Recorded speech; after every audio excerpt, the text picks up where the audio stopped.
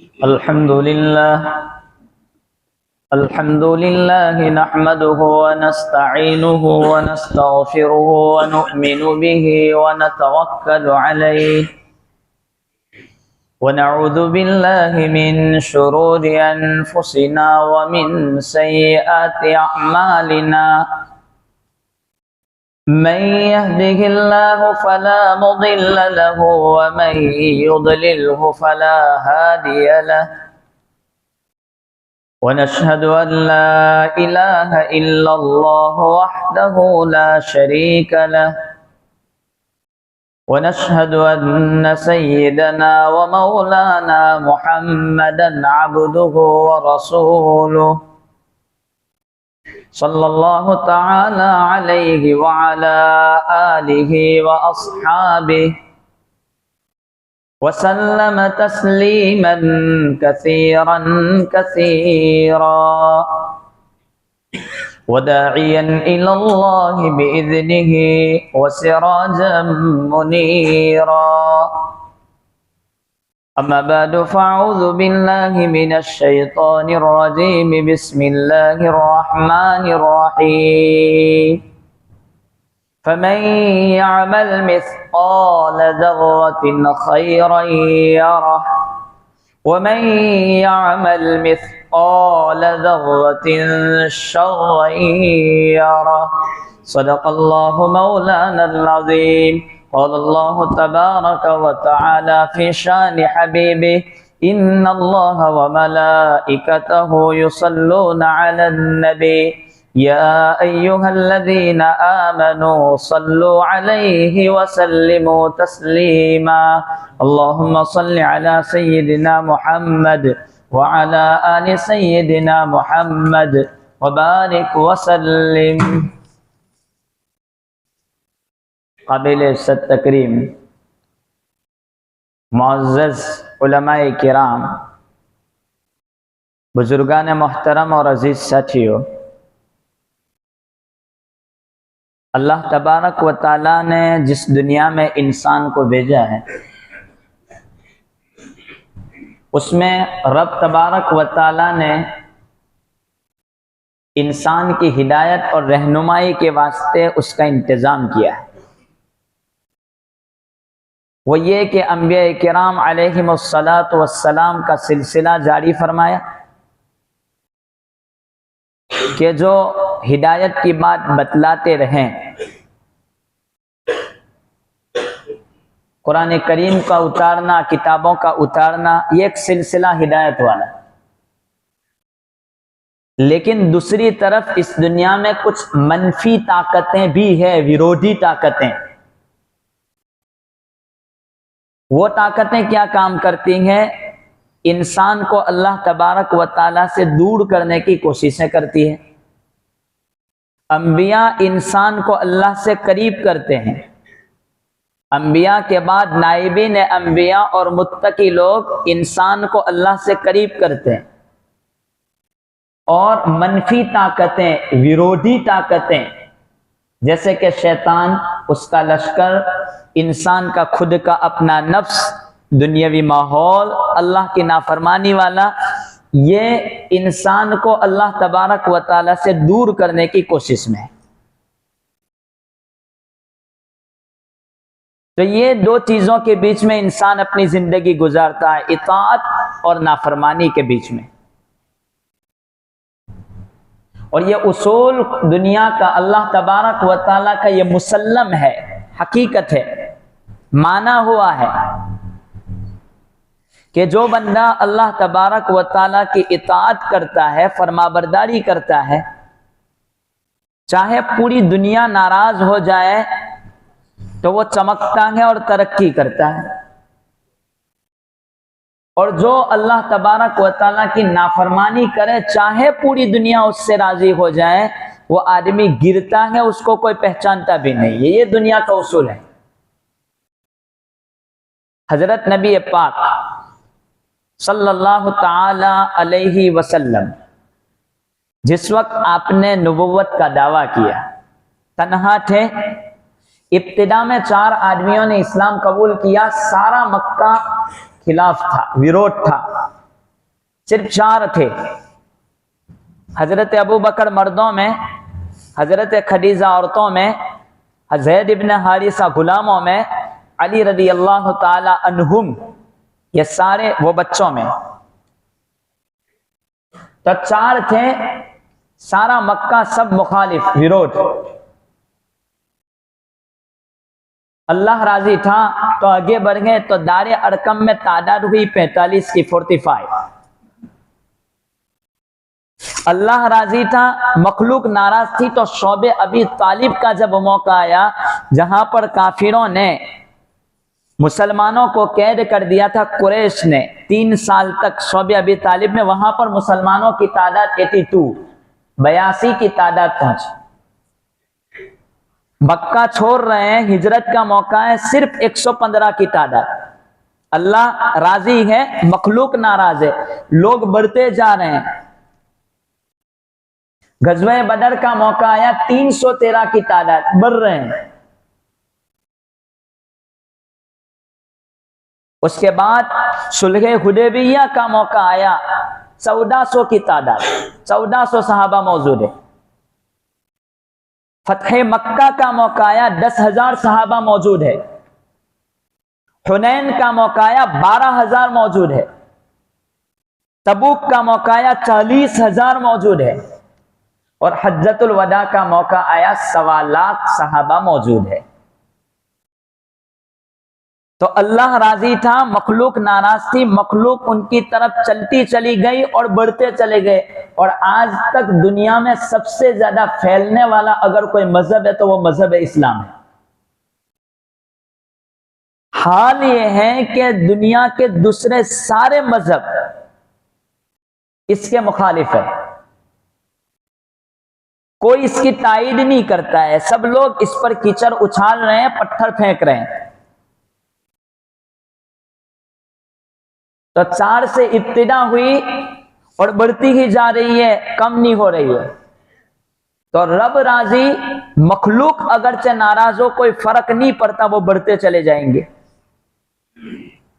फिरौन को लोग बहुत मानते थे, उसको अल्लाह का दावा वो करता था और लोग उसको अपना माबूद कह करके पुकारते थे। अगर कुरान फिरौन का जिक्र न करता तो आज तक कोई जानता भी नहीं कि कौन आया न कौन गया। हामान का जिक्र, नमरूद का जिक्र, कारून का जिक्र कुरान जिक्र न करता, अहादीस में इनका तज़किरा न आता, तो कोई जानता भी नहीं कि कौन आया था न कौन चला गया। अबू जहल का जिक्र अगर हुजूर की मुखालफत और दुश्मनी में जिक्र न होता तो अबू जहल को आज कोई जानता भी नहीं।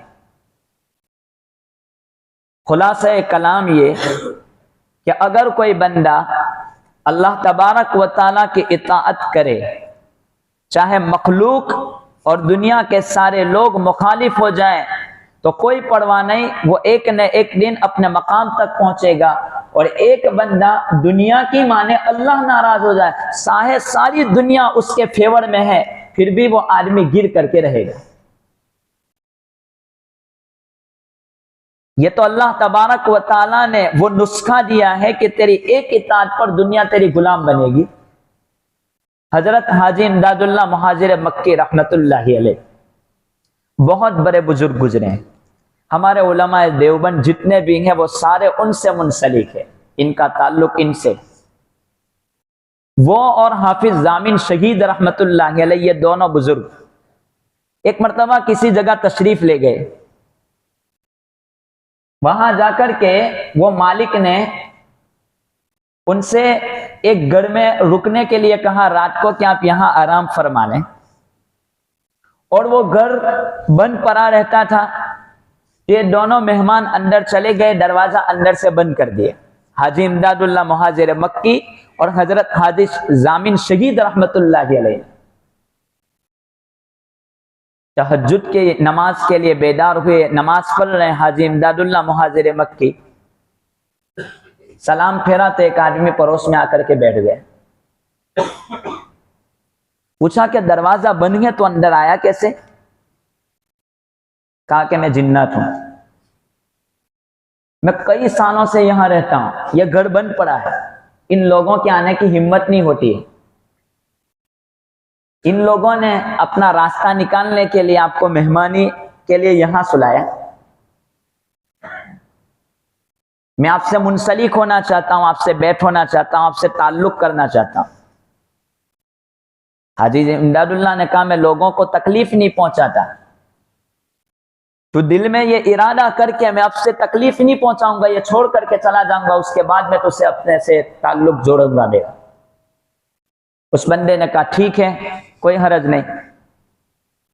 फिर कहा कि वो सामने लेटे हुए हैं ना, जाओ उनसे मुलाकात कर ले। हजरत हाजी जामिन शहीद रहमतुल्लाह कहा कि मैं मुलाकात नहीं करूंगा। कहा क्यों? कहा कि वो बहुत खतरनाक आदमी है, वो मुझे खाक में मिला देंगे, मैं इनसे डरता हूं, मैं मुलाकात की मेरी हिम्मत नहीं होती। अगर हम सलाम फेरे ने कोई बाजू में आगे बैठ जाए ने कहे कि मैं जिन्नात हूं, तो आगे से गीला ने पीछे से पीला हो जाए।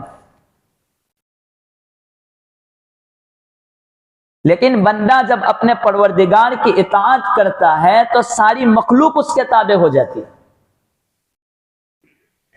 इसी तरह चलता है न, अगर वो रब की नाफरमानी करता है तो वो कितनी भी तरक्की कर ले, उसका सितारा कितना भी चमक जाए, वो नीचे आकर के गिर के रहेगा, कोई फिक्र की बात नहीं। ये बात तो हजरत नबी करीम सल्लल्लाहु ताला अलैहि वसल्लम का दीन, आपकी बात तरक्की करती चली गई और जितने मुखालिफ थे वो मिटते चले गए। तो याद रहे, जिस दुनियावी जिंदगी में हम जिंदगी गुजारते हैं, या तो इताअत या नाफरमानी। एक न एक दिन खुदा के पास जाना है। हजरत जिब्राइल अलैहिस्सलातु वस्सलाम एक मर्तबा नबी पाक सल्लल्लाहु ताला अलैहि वसल्लम के पास आए और आकर के कहने लगे, अल्लाह के रसूल, तीन बातें बतलाई, वो बड़ी जामे हैं तीन बातें। पहली बात, आप कितना जिएंगे, कितना जिएंगे, कितनी भी जिंदगी गुजार लें आप, एक न एक दिन आपको मौत आ जाएगी। कभी ना कभी तो मरेगा, 1000 साल जिएगा, लेकिन मौत तो आएगी। कितना जिएंगे आप, मौत यकीनी है। दूसरी बात बतलाई, आप कितनी भी मोहब्बत कर लें, किसी से भी मोहब्बत कर लें, एक न एक दिन जुदा हो जाएंगे। कोई बाप से मोहब्बत करता है, कोई अपने बेटे से करता है, कोई अपनी औलाद से करता है, कोई अपनी बीवी से करता है, बीवी शौहर से करती है। कितनी भी मोहब्बत कर लें, एक न एक दिन खत्म। और तीसरी चीज बतलाई कि आप कोई भी अमल कर लें, नेक या बुरा, उसकी जजा सजा, अच्छा बदला बुरा बदला मिल करके रहेगा। यह बात यकीनी तौर पर है। उलमा ने लिखा है कि अगर कोई आदमी इताअत करता है तो वो तो उसका फल पाता ही है, लेकिन अगर कोई बंदा नाफरमानी करता है तो आमतन 3 किस्म में से किसी किस्म के अजाब में वो मुब्तला होता है, या तो नकीर, या तदबीर, या ताखीर। नकीर का क्या मतलब? तो नकीर का मतलब यह होता है कि अल्लाह तबारक व ताला उसको कुछ मुसीबत में पकड़ते हैं, कुछ मामूली। अगर वो उससे डर करके इताअत शुरू कर देता है, गुनाह छोड़ देता है, फरमाबरदारी वाली जिंदगी गुजारता है, तो वो बच जाता है, वरना वो नकीर में मुब्तला होता है। नकीर कहते हैं कि बंदा अब अल्लाह तबारक व ताला की शिकायतें लोगों से करता है कि यार मैं तो नमाज भी पढ़ता हूं, मैं तो इतना करता हूं, कितनी मेहनत करता हूं, फिर भी रोजी नहीं मिलती है, क्या मसला है, कितना करता हूं, अब तो मुझे कुछ नहीं करना है। शिकायतें करता है वो बंदा। ये पहली बात। अगर ये नहीं होता तो दूसरी चीज, तदबीर में मुब्तला किया जाता है। तदबीर किसको कहते हैं? अगर वो किसी को धोखा देते हैं तो अल्लाह तबारक व ताला तदबीर करते हैं, उसको धोखा मिलता है। ऐसा न समझें कि आज मैंने उसको खत्म कर दिया तो कल मेरा कुछ नहीं होगा। अगर वो किसी से जुल्म करता है किसी पर, तो उस पर भी कभी जुल्म किया जाता है। हम लोग यूं समझते हैं कि कोई हम पर जुल्म हो रहे हैं, ऐसा कुछ नहीं है। थोड़े थोड़े थोड़े थोड़े जुल्म बन करके एक बड़ा जुल्म बनता है, वो आता है। हर बंदा जुल्म करता है। जितनी ताकत जिसके पास है उतना जुल्म तो वो करता ही है। मेरे पास इतनी ताकत है कि मेरे घर के आंगन में अगर थोड़ा बहुत बाहर निकल सकता हूं तो निकाल लो, कोई कहने वाला नहीं है, भी जुल्म है।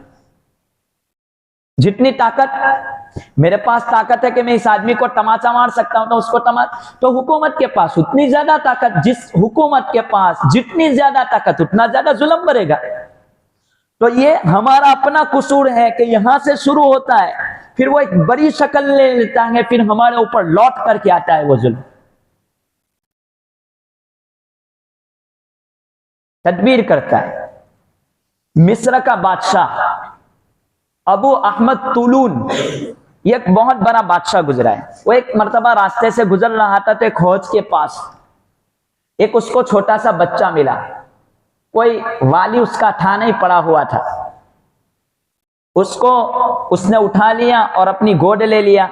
यतीम बच्चा था और वो यतीम बच्चा अहमद यतीम के नाम से मशहूर हो गया। अहमद तुलून को मिला एक बच्चा, वो बच्चा अहमद यतीम के नाम से मशहूर हो गया। लोग अहमद यतीम कहने लगे।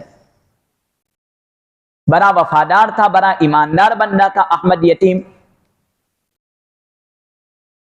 जब वो बादशाह के मरने का वक्त आया तो अहमद यतीम को बुलाया और अपने बेटे अबुल जैश को बुलाया और अबुल जैश को बुला करके कहा कि अहमद यतीम को मैंने पाला पोसा है, इसको संभाल के रखना, मैं तो अब जा रहा हूं दुनिया से। तो अहमद यतीम को अबुल जैश के पास रख दिया। अब वो तो दुनिया से रुखसत हो गया बादशाह। अब जब अबुल जैश हुकूमत पर आया तो उसने अहमद यतीम से कहा कि मैं तुझे एक मनसब देना चाहता हूं, एक ओहदा देना चाहता हूं, ओहदे पर मैं तुझे बिठाता हूं, लेकिन ईमानदारी के साथ काम करना। अगर तूने बेईमानी के साथ काम किया तो मैं बदला लूंगा, मैं बेईमानी वाला आदमी नहीं हूं। कहा कि ठीक है, मैं वफादारी से रहूंगा। तो वो रहने लगा अहमद यतीम। एक मर्तबा ऐसा हुआ कि वो अबुल जैश जो बादशाह था वो बैठा हुआ था, उसने अहमद यतीम से कहा कि मेरा मोटी फुला कमरे में है, वहां से मेरा मोटी तो उठा करके ले आ जा। तो वो अहमद यतीम अपना मोटी लेने के लिए उस कमरे में गया तो उसकी जो बादी थी सबसे खूबसूरत, तो वो किसी खादिम के साथ नाजायज ताल्लुक में मुब्तला थी। उसने कुछ देखा लेकिन अपनी आंखें फेर ली और मोटी लेने लगा। तो वो औरत, वो बादी उसको अपनी तरफ कहने लगी कि तू भी मेरे साथ गलत काम कर। तो उसने कहा मैं बादशाह के साथ बेवफाई नहीं कर सकता, वो मेरा मोहसिन है। चला आया। लेकिन अब वो बादी को खतरा हुआ कि ये बात ये अहमद यतीम ने देख ली है, मैं फंस जाऊंगी। तो उसने जाकर के दावा कर दिया कि अहमद यतीम ने मुझसे गलत इरादा किया था, आप उसको सजा दें। बादशाह सोचने लगा कि अहमद यतीम ऐसा कैसे कर सकता है। तो उसने कहा चलो अब इसको तो सजा देनी ही है। तो उसने एक सोने का तख्त मंगवाया, सोने का तख्त, और उसका जो सबसे भरोसेमंद आदमी था उससे कहा कि मैं एक आदमी को भेजूंगा सोने का तख्त लेकर के, और वो जब तुझसे कहे कि इसमें मुश्क डाल दे, बादशाह ने मांगा है, तो उसका गला उड़ा करके तू उसमें रख देना और वो मेरे पास भेज देना, ये काम तुझे करना है। कहा कि ठीक है। तो उसको वहां रख दिया। इधर अहमद यतीम से कहा कि तख्त लेकर के फुला आदमी के पास जा और उसको कह के बादशाह ने मुश्क मांगा है, ये मुश्क लेकर के तू आ जा वापस। पूरा प्लान चल रहा है इसको मारने का। अहमद यतीम वो सोने का तख्त लेकर के जा रहा है तो बीच में वो बादी फिर मिली। अब वो बादी सोचती है कि चलो मैं इसको बातों में उलझा देती हूं, उससे बातें करने लगती हो, बादशाह को यकीन हो जाए कि यकीनन अहमद यतीम ने उसको छेड़ा है। तो उसको बातों में उलझाने लगी। कहा कि तू किधर जा रहा है? कहा कि बादशाह के काम से जा रहा हूं। तो इतने में वो जिससे मोहब्बत कर रही थी, नाजायज ताल्लुकात में जिससे मुब्तला थी, वो वहां से गुजरा। कहा कि तू इधर रहे, और उस आदमी को दे दिया वो तख्त कि जा इतना लेकर क्या, वहां से मुश्क लेकर क्या। तो उस आदमी के पास मुश्क लेने के लिए भेजा। वादे के मुताबिक बादशाह ने नाम तो बतलाया नहीं था कि फला आदमी को भेजूंगा, जो मुश्क लेने के लिए आवे उसका गला उड़ा देना है। वो वहां पहुंचा तो उसका गला उड़ा दिया, और गला उड़ा करके वो जो आदमी था जिसको उड़ाने का काम दिया था वो अब देने के लिए जा रहा है। तो कहा किधर लाओ, बादशाह ने मुझे काम से भेजा था, वो चीज लाओ। वो पैकिंग थी। तो वो तस्त लेकर के अहमद यतीम बादशाह के पास। अहमद यतीम जब बादशाह ने वो तस्त को खोला तो वो देख करके बादशाह भी अफसोस कर रहा है, वो भी अफसोस कर रहा है कि एक आदमी का सर अंदर तो है, ये क्या बात है। सोचते सोचते कहा कि यहां पर कुछ हुआ है। तो वो बादशाह अहमद यतीम को पूछता है, आप कहां गए थे, ये लेके नहीं गए। कहा कि मैं तो बीच में जा रहा था, वो बादी मुझसे बातों में लग गए। कहा कि सच बोलो, जिस वक्त आपको मैंने मोती लेने के लिए भेजा था उस वक्त क्या हुआ था। कहा कि ये बात हुई थी, लेकिन मैंने उसके गुनाह पर पर्दा डालने की कोशिश की, इसलिए मैंने आपको बताया नहीं। कहा कि ये कौन है, इसका कोई गुनाह आपको याद पड़ता है जिसका सर। तो कहा यही आदमी उस औरत के साथ ये काम कर रहा है।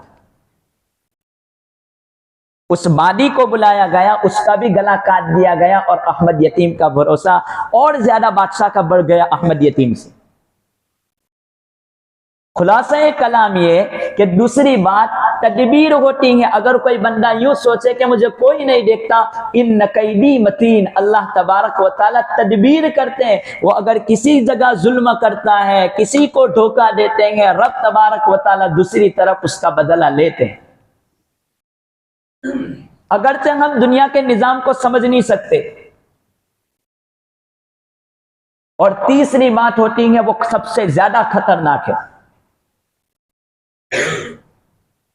कि उसको ताखीर में मुब्तला किया जाता है, वो ढील में मुब्तला होता है। वो यूं सोच लेता है कि चलो मैं गुनाह भी करता हूं फिर भी मेरे घर पर पैसे कम होते नहीं है, मुझे बहुत नेमतें मिलती हैं, बेहतरीन गाड़ियों में फिरता हूं, मेरे इतने सारे नौकर हैं। ये तीसरी किस्म, वो ढील में मुब्तला होता रहता है और उसको नेमतें मिलती ही रहती हैं, मिलती ही रहती हैं, और वो उसमें तकब्बुर करता ही जाता है। तकब्बुर, अचानक अल्लाह तबारक व तआला की पकड़ आती है और नाफरमानी के साथ रुखसत हो जाता है। तो तीन किस्म के गुनाहों में मुब्तला हो जाता है। एक तो नकीर, कि अगर वो थोड़े से बच जाए तो ठीक है, वरना वो अल्लाह तबारक व तआला की शिकायतें करता है। अगर फिर उससे काम नहीं बनता तो वो तदबीर में जाता है, और वो अगर कोई काम दूसरे के खिलाफ करता है तो उसके खिलाफ प्लानिंग होती है। अगर इससे भी काम नहीं होता तो तीसरे नंबर पर फिर वो डील में मुब्तला होता है, और डील में जब बंदा आ जाता है तो फिर अल्लाह तबारक व तआला की पकड़ आती है। हम सब लोग फिलहाल दुनिया में चल रहे हैं, इतने सारे हालात है, सब कुछ देख रहे हैं, लेकिन फिर हमारे पास नेमतें हैं, न खाने की कमी है, न पीने की कमी है, न घर की कमी है, न कपड़ों की कमी है, हर चीज मौजूद है, लेकिन फिर भी हमारी मस्जिद खाली है। तो हम खुद सोच लें कि मैं नकीर में हूं, मैं तदबीर में हूं, या मैं डील में हूं, ताखीर में हूं, तीन में से किस चीज में मुब्तला हूं। अगर फिर भी मुझे नमाज पढ़ने की तौफीक नहीं होती तो आखिर मेरे पास डील है। इसलिए संभलने की कोशिश करें, जरूर संभलें। मैंने कुरान करीम की आयतें शुरू में पढ़ी थी, फमन यअमल मिस्काल ज़र्रतिन खैरन यरा, अगर कोई थोड़ी भी नेकी कर लेगा उसका बदला उसको मिलेगा। वमन यअमल मिस्काल ज़र्रतिन शर्रन यरा, अगर थोड़ी भी नाफरमानी करता है तो उसकी सजा उसको मिल करके रहेगी। इसीलिए दुनियावी जिंदगी में हम यूं न समझें कि मैं और मेरा अलावा तीसरा कोई नहीं है, मैं गुनाह करता हूं, मैं ही जानता हूं। इसलिए अगर गुनाह हो जाए तो तौबा कर और अल्लाह तबारक व तआला के मकाम की तरफ रुजू करने की कोशिश करें, इसमें बढ़ते न रहें, वरना ये डील कहीं महंगी न पड़ जाए। अल्लाह बड़ा रहीम है, गफूरुर रहीम है, माफ करने वाला है। हम दुनिया कमावें, सब कुछ करते रहें, लेकिन उसके डर को न छोड़ें, उसकी नाफरमानी न करें। अल्लाह तबारक व तआला इन बातों पर हमें अमल पैरा होने की तौफीक अता फरमाए। आमीन व आखिरु दावाना अनिल हम्दुलिल्लाह।